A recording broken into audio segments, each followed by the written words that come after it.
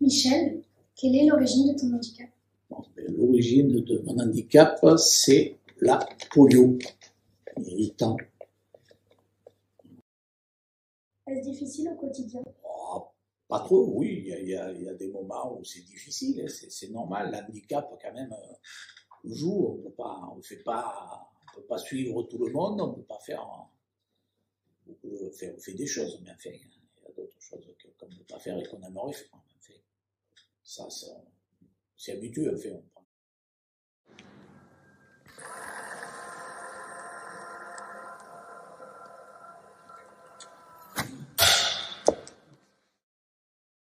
Pourquoi et quand as-tu choisi le tir à la carabine?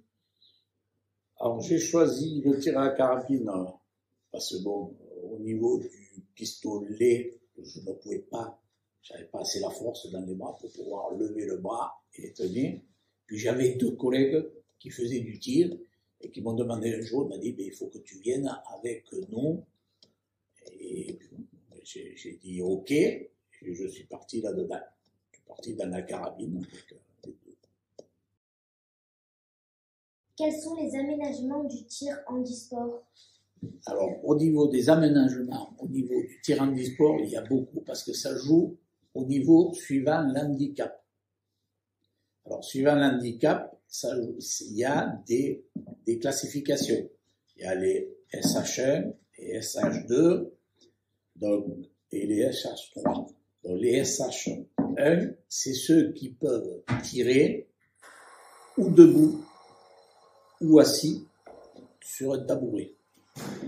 Les SH2, c'est ceux qui tirent sur les fauteuils et qui ont une assistance au niveau pour tenir le pistolet ou la carabine, c'est-à-dire c'est une potence.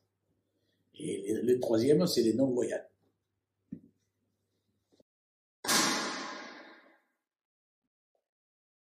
Quel est ton palmarès? Mon palmarès.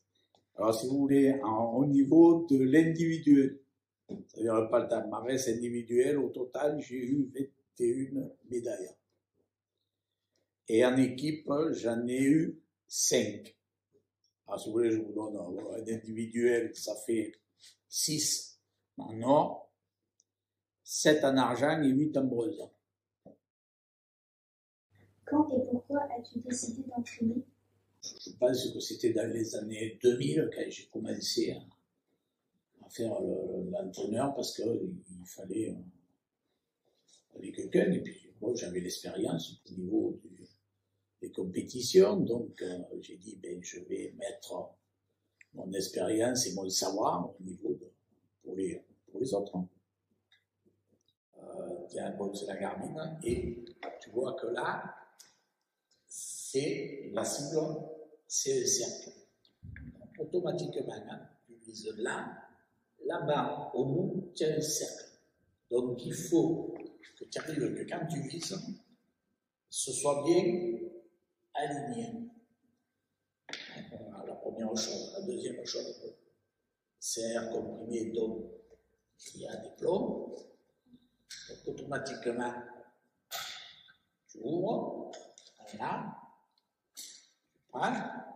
tu mets ton plomb, tu refermes, sinon elle n'est pas armée.